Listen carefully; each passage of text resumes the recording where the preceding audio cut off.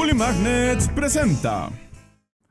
El siglo XVI. Podemos decir sin duda que fue un siglo muy difícil para el continente americano. ¿Difícil? Fue una pesadilla. Un día estaba yo muy tranquila, dejando florecer a grandes civilizaciones, y al otro día, ¡bam!, un montón de barbones ya habían llegado, disparando cañones, contagiando viruela y conquistándolo todo. Ya hablamos de eso 1000 veces. No te conquistamos, te trajimos la magia y virtud de la civilización. Y mira que te hacía falta.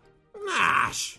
Desde que inició el proceso de conquista, la situación americana fue muy tensa. Luchas intestinas, violencia religiosa y una constante imposición de la visión y modo de vida europeo a las poblaciones indígenas habían desestabilizado la región. Pero bien dicen que después de la tormenta viene la calma. El establecimiento de los virreinatos del Imperio Español, como lo vimos en videos anteriores, trajo un poco de orden al Nuevo Mundo, pero las estrategias políticas y administrativas no vienen solas, y su instauración también dio forma a una nueva sociedad. Porque una vez terminada la conquista ya no se trataba de nativos contra europeos, pues para bien o para mal, ahora todos debían ser parte de una misma comunidad. Que venimos a ser ahora como hermanos. ¿En serio? Claro, una relación fraternal abusiva donde haces todo lo que yo digo, justo como debe ser. Ven a mis brazos, chaval. El reto era organizar esta nueva población de súbditos de la corona española, y bueno, las primeras propuestas fueron bastante obvias. Bien fácil, separamos a los españoles y a los indios en dos repúblicas, que convivan pero que tengan sus propias reglas para que todos estén contentos. Debe ser la peor idea del mundo. ¿Cómo? Nada, su señoría, digo que es un gran plan. Y es que hay algo que debemos tener claro de esta nueva sociedad que estaba por nacer. El gobierno virreinal no deseaba la desaparición de los indígenas, por el contrario, estaba preocupado por su estrepitosa disminución a causa de la guerra y las enfermedades. Los nativos eran la base poblacional del virreinato, eran necesarios para trabajar los nuevos territorios, debían ser evangelizados para cumplir los objetivos de la misión católica española y además debían ser organizados de acuerdo a su relación con los conquistadores. No olvidemos que muchos indígenas se habían aliado a los españoles durante la conquista y que también se respetaron las jerarquías de nobleza que ordenaban la vida indígena antes de la llegada de Europa. Así que no todos los indios son iguales. Están los enemigos, que ya se murieron, los aliados, que se están muriendo, y las futuras generaciones de súbditos que probablemente se vayan a morir muy pronto. Sí, tampoco significa que hayan sido buena onda. Las repúblicas de indios eran los barrios donde se concentraba la población indígena, pero también eran organizaciones sociopolíticas que buscaban establecer orden en una sociedad cada vez más heterogénea. Los indígenas incluso tenían sus propias estructuras jurídicas, con obligaciones y privilegios. Pues miren, como ustedes son nuevos en esto de la civilización, no les vamos a cobrar diezmos ni alcabalas. ¡Yay! Pero a cambio pagan tributos, que son hasta más caros. No van a ser juzgados por la Inquisición, y en cambio tendrán un tribunal de indios en el que pueden solicitar justicia. ¡Yay! Aunque el tribunal está conformado principalmente de españoles y pocas veces dará soluciones satisfactorias, y si nos parece que andan de herejes, pues igual los castigamos.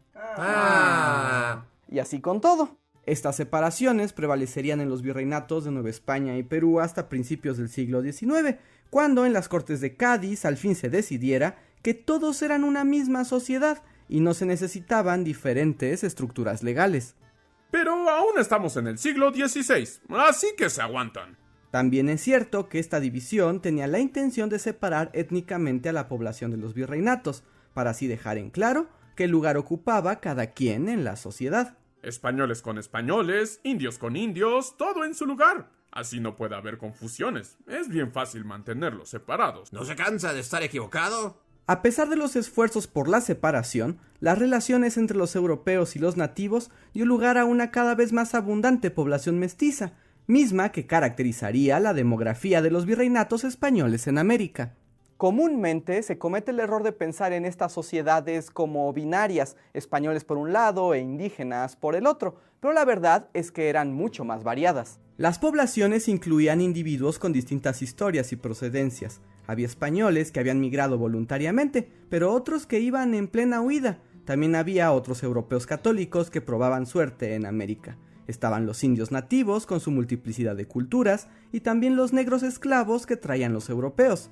Y más adelante, con el establecimiento de territorios españoles en las Filipinas, también hubo tránsito de orientales. Y todos se mezclaban con todos. ¡Oh, esto es un escándalo! ¡Un escándalo étnico y racial! Las distintas combinaciones dieron lugar a un sistema de castas en el que las personas eran clasificadas según su origen étnico y que de cierta manera revelaba su estatus político y social. La gran diversidad de castas llamó pronto la atención del viajero y explorador Alexander Humboldt, quien en su ensayo político sobre la Nueva España dejaría registro de las combinaciones.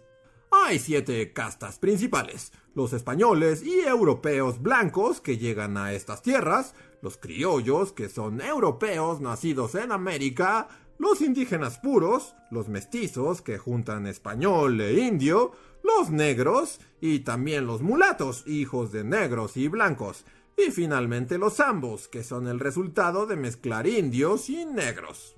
¿Y qué pasa cuando los mestizos se combinan a su vez, señor Humboldt? Bueno, todo se hace más complicado, pero en toda América tienen nombres para ellos. Están los moriscos, los lobos, los chinos, los altatraz, los cambujos, los albarazados, los tente en el aire. Oh, señor Humboldt, son demasiados. Es muy difícil de memorizarlos todos. Ojalá existiera una forma fácil y divertida para conocerlos. Algo así como una canción. Ojalá, niñito, y que no infringiera derechos de autor. Bully Magnets los invita a su canal de YouTube para escuchar la canción de las castas. Las castas se volvieron características de la América española, pero no funcionaban en realidad como un sistema claro y organizado. Claro que había jerarquías, primero los españoles y europeos, luego los criollos, después los indígenas, seguidos por los negros que apenas eran considerados personas, y al final los mestizos, cuya procedencia ambigua los rebajaba aún más. Hay de tantos colores que no sé a quién le toca qué, en nuestra claramente racista estructura jurídica. Sin embargo, esa jerarquía no siempre determinó el tipo de vida. En ocasiones, un indígena podía sufrir más abusos que un esclavo doméstico de raza negra, o un mestizo tener mejor reputación en su comunidad que un español pobre recién llegado a América. Todo es cosa de la ruleta de la vida. Lo que sí es que la sociedad americana era cada vez más variada y toda su complejidad se haría manifiesta en las nuevas ciudades. Porque la vida virreinal se concentró en las grandes ciudades construidas por el Imperio Español: México, Lima, Guatemala, Veracruz, Caracas, La Habana y muchas otras más. Por cierto, casi todas subsisten hasta nuestros días y muchas veces como las capitales de sus respectivos países. En las ciudades había iglesias y catedrales, universidades, hospitales, barrios para ejercer oficios, plazas públicas y zonas residenciales. Se pretendía imitar a las urbes europeas, pero las mismas circunstancias y necesidades de la vida en América empezaron a marcar diferencias y a la larga crearon una nueva identidad. Y todo gracias al proceso de hibridación. Hibridación significa la mezcla y combinación de elementos con características mixtas. Es decir, que los distintos elementos que caracterizaban a las sociedades empezaron a mezclarse hasta formar cosas nuevas y nunca antes vistas. Uno de los mejores ejemplos es la comida.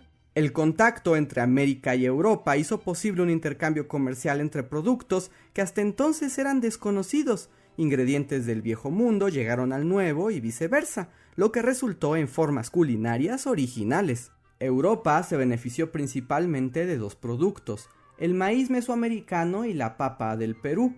La papa en particular fue muy bien recibida por ser una especie nutritiva y resistente. Algunos historiadores incluso creen que la papa incrementó los valores nutricionales de la alimentación y por eso la población europea experimentó un repentino crecimiento.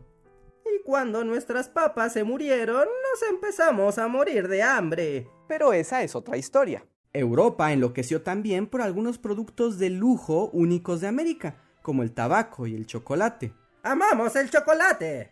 Por otro lado, a los territorios americanos llegaron un gran número de productos que muy pronto se adaptaron y florecieron, como el arroz, el trigo, la vid, los cítricos y muchas legumbres. Todo crece por acá. Por eso es el cuerno de la abundancia. Pero sin duda uno de los cambios más radicales en la alimentación fue la llegada del ganado ovino y porcino a América, incrementando el consumo de carne como nunca antes. El ganado se incorporó rápidamente a los virreinatos y originó las formas culinarias características de los diferentes territorios americanos. En México, por ejemplo, el cerdo se volvió el favorito, dando paso a platillos únicos de la región.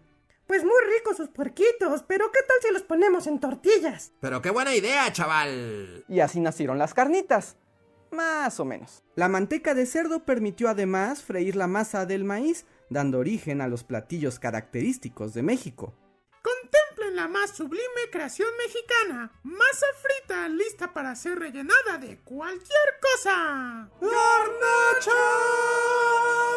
¡Oh, es tan hermoso! Y con salsa sabe mejor.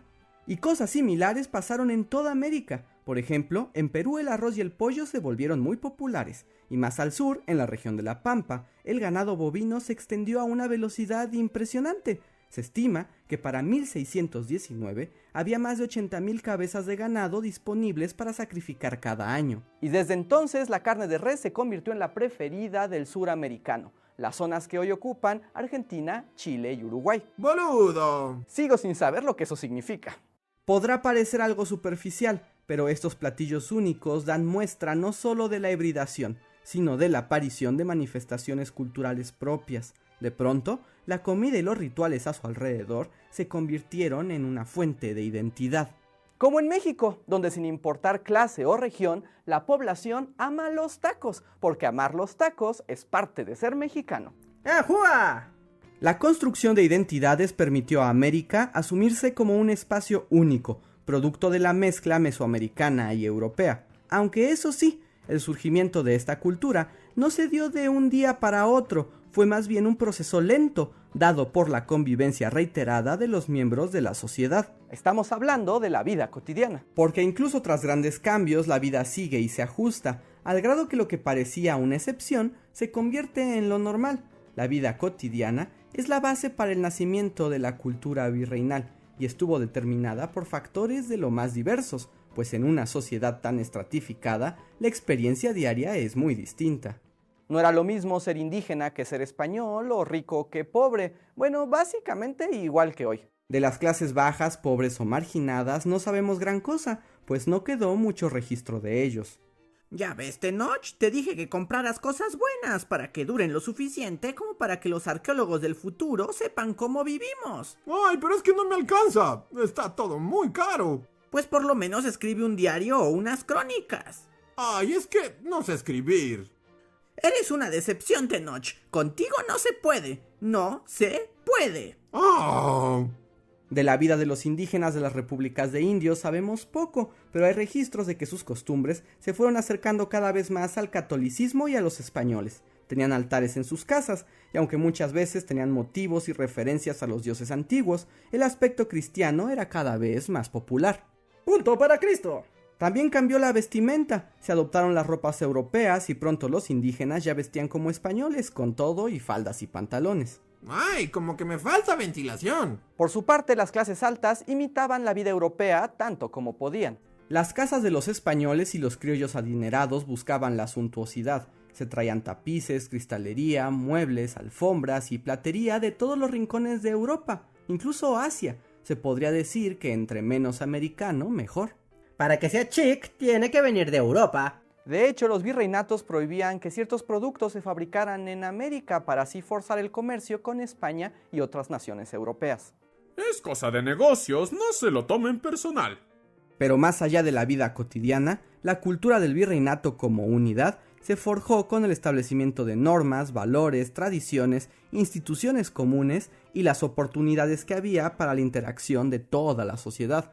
Estás hablando de las fiestas. Sí, de las fiestas. Las fiestas y actividades populares tenían la doble función de ofrecer divertimento y generar unidad en la sociedad. Cada celebración representaba una gran oportunidad para definir los roles sociales y permitir una participación integrada de la población. Y créanme que si algo se comparte en Latinoamérica es el gusto por las fiestas populares. La mayor parte de los eventos estaban ligados a la religión y eran organizados por la iglesia, que además de la cohesión social, lograba un reforzamiento de los preceptos cristianos que apenas se habían introducido por la evangelización. Y había toda clase de fiestas, como los autos de fe, que básicamente eran procesiones en las que se exhibía y condenaba a los herejes y a los que desafiaban la autoridad de la iglesia y el virreinato. Cortesía de la Inquisición española. que vino a América, así que supongo que somos ahora la Inquisición mexicana. ¡O peruana! Según sea el caso. Otras fiestas menos sádicas eran los santorales y las celebraciones a la Virgen, que se celebraban prácticamente en todos los poblados americanos. En Nueva España, la fiesta de la Virgen de Guadalupe tenía prioridad, y en otras regiones había santos populares como San Benito de Palermo, que era muy celebrado en Colombia y el Caribe. Es el que se parece más a nosotros del catálogo. También había fiestas civiles, como cuando llegaban los virreyes, pero esas no eran tan populares, a excepción de la celebración de la conquista de Tenochtitlán por manos de Cortés, que se celebraba el 13 de agosto. ¿Y a ustedes qué les pasa, tíos? Están muy cara larga. Deberían divertirse más, que estamos celebrando la caída y desaparición de toda su civilización. Las fiestas y las costumbres dieron identidad y unidad al pueblo americano, pero los virreinatos también fueron centros de cultura elevada, donde las ideas y las artes florecieron de manera única. Y es que las ciudades americanas también buscaron ser centros artísticos e intelectuales comparables con los europeos. Así que tan pronto estuvieron instaurados los virreinatos, se fundaron universidades. En 1551 se dio el decreto real para la fundación de las Reales y Pontificias Universidades de las ciudades de los Reyes de Lima y de México en Nueva España. Que por cierto siempre se pelean por ver quién fue la primera en América. No se peleen, súbditos míos. Los dos son igual de importantes en mi corazón. Estas universidades estaban reservadas para la educación de españoles, criollos e indígenas de la nobleza, quienes eran educados bajo los preceptos del humanismo renacentista. Aunque muy a la americana. Para mediados del siglo XVI, las universidades ya habían creado círculos intelectuales en los virreinatos, cuyos miembros ilustres participaban de todos los grandes temas del conocimiento humano: leyes, filosofía, teología, medicina y arte. En particular, los artistas americanos destacaron bajo la bandera de un movimiento artístico, político y social que seguramente les será familiar. El barroco surgió en el mundo como una respuesta al conflicto entre protestantes y católicos que azotaba Europa desde que Martín Lutero desafió a la Iglesia y a sus maneras de conducir la fe cristiana, en lo que se conoce como el movimiento de Reforma Luterana. ¡Odiamos a ese Lutero! Los países católicos, con España a la cabeza, idearon una estrategia para recuperar a los fieles que perdían, y como no eran muy creativos con los nombres, le llamaron Contrarreforma. La Contrarreforma se interesó en el arte como estrategia de conversión, pues los luteranos prohibían las imágenes de Cristo, Dios y los temas religiosos en general. Vamos a vencer a esos protestantes aburridos con el arte más glorioso que nadie haya visto jamás. Se rendirán ante la belleza del arte de Dios. Y el barroco fue la respuesta. La estética barroca daba prioridad a las formas excesivas y exuberantes, a lo cargado y esplendoroso. Todo debía ser un canto frondoso a Dios, lleno de figuras, colores y texturas que estremecieran el alma. Y ese fue el movimiento artístico que llegó a los virreinatos, que unido a la sensibilidad de estas nuevas sociedades y sus artistas, floreció casi como una manifestación de identidad propia. Por iniciativa de las distintas órdenes religiosas que competían en América, se construyeron miles de iglesias, claustros, conventos y catedrales. Arquitectos españoles y criollos, junto con talentosos artesanos indígenas, dieron forma a la arquitectura barroca virreinal. Altas torres, columnas imposibles, frisos y retablos llenos de detalle y altares cubiertos de oro son las grandes características de esta arquitectura que se extendió por toda América, en particular en Nueva España, que tiene algunos de los ejemplos más impresionantes, como la Catedral de Puebla o la Catedral Metropolitana de la Ciudad de México. A ver cómo superan esto los protestantes. ¡Oh! La verdad es que sí les quedó bonita. El barroco dejó de ser popular en el siglo XVIII cuando se puso de moda el neoclásico, pero las obras que quedaron aún son parte de la identidad cultural americana. Y si la arquitectura fue posiblemente la más vistosa, las letras se consagraron como una de las manifestaciones más relevantes. Canciones, himnos y poemas con un lenguaje suntuoso y elegante hablaban de temas tanto divinos como profanos. Y es que hay que tener en cuenta que en este periodo ni las artes, ni las humanidades, ni siquiera la ciencia estaban desligadas por completo de la religiosidad. Todo era parte del proyecto de la Contrarreforma y en América de la evangelización. Nada pasa en el siglo XVII por encima de nosotros. Y en América, las letras barrocas encontraron a sus máximos exponentes. El primero fue Carlos de Sigüenza y Góngora, un criollo intelectual que escribió crónicas, elegías, libros de historia y textos científicos. Se trató de uno de los primeros ilustrados y humanistas novohispanos que, además de ser favorito de los virreyes, se ganó su lugar como uno de los primeros exponentes de un humanismo plenamente americano. Carlitos, eres sin duda un genio. Has escrito sobre la Virgen y los santos, llevas el registro de nuestra historia en América y hasta eres el primer arqueólogo de estas tierras, pues diriges las excavaciones en Teotihuacán. Gracias, su señoría, me honra con sus palabras. Y con todo y eso, hay alguien que es más talentoso y querido por nosotros que tú. ¿Qué? Y es que había competencia, pues al mismo tiempo en Nueva España vivía la más talentosa exponente del barroco y el pensamiento artístico americano, Sor Juana Inés de la Cruz. La 10ª musa para ustedes. O el Fénix de América, si prefieren. Sor Juana, la escritora con los mejores apodos de la historia. Sor Juana nació en el Valle de México en 1648 y desde temprana edad mostró una erudición y sensibilidad inigualable. Tenía una mente aguda y sus escritos en poesía, teología y ciencia sorprendían a todos en la sociedad, incluyendo a los virreyes. ¡Esta niña es un prodigio! Los virreyes protegieron a Juana y le mandaban a escribir discursos, villancicos y obras de teatro. Su obra fue muy conocida, así como su decisión de ordenarse en un convento para así poder dedicarse únicamente al estudio y la poesía. En realidad yo quise entrar a la universidad, pero no me dejaron por ser mujer. Bueno, Juana, es que tienes que entender que somos hombres chapados a la antigua. Siempre con lo mismo. Pero ya verán, escribiré poemas sobre ustedes que los dejarán como los idiotas que son. Y sí, lo hizo. La obra de Sor Juana abarcó todos los géneros practicados por la sociedad virreinal, la lírica, el teatro y hasta tratados teológicos. Los temas iban desde lo más elevado hasta los asuntos del amor y la virtud, pasando por una crítica a la hipocresía de la sociedad y en particular la de los hombres. ¡Para que aprendan! Y si es cierto que Sor Juana destacaba como una de las grandes mentes de los virreinatos, no era la única. La competencia era dura. Otros grandes autores surgieron en el continente americano, como Francisco Bramón o el pensador limeño Antonio de León Pinelo, que escribiría sobre el Nuevo Mundo preguntándose cosas de lo más curiosas. ¿Comer chocolate quebranta el ayuno eclesiástico? Espero que no. En serio, tiene un libro sobre eso. Pero si queda un gran último personaje es sin duda Juan Ruiz de Alarcón, dramaturgo del siglo XVII, nacido en la Nueva España, cuya obra teatral de prosa elegante y temas críticos y picarescos lo llevó a ser una celebridad incluso en España, muy a pesar de los grandes autores españoles del siglo de oro que despreciaban a Alarcón por jorobado, mestizo y americano. ¿Quién tiene cara de enderecha y presume de aleluya? Pues Alarcón, el Corcovilla. ¿Y quién con cara de proscrito, de demonio ha profesado? Pues Quevedo, el Patacoja. Insultos barrocos del siglo de oro. Estos autores y pensadores pertenecen a diferentes épocas de los virreinatos entre los siglos XVII y XVIII, pero tenían algo en común.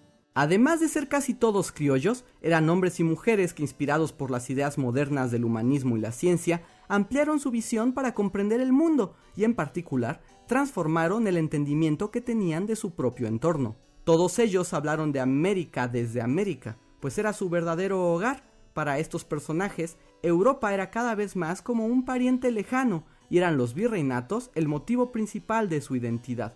Temas como la exaltación a la abundancia en América y el ingenio de los criollos eran comunes en estas nuevas letras virreinales. Y cuando empezaron a reconocerse a sí mismos como americanos, también nació el deseo de hacerse cargo de su propio destino. Las ideas elevadas de esta élite cultural fueron descendiendo poco a poco hasta la base social y cuando permearon por completo, cambiaron la historia para siempre.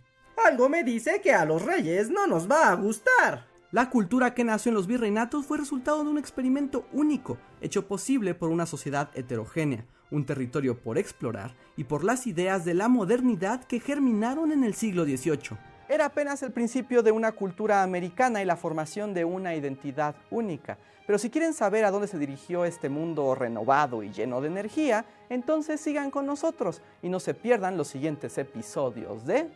El Imperio Americano.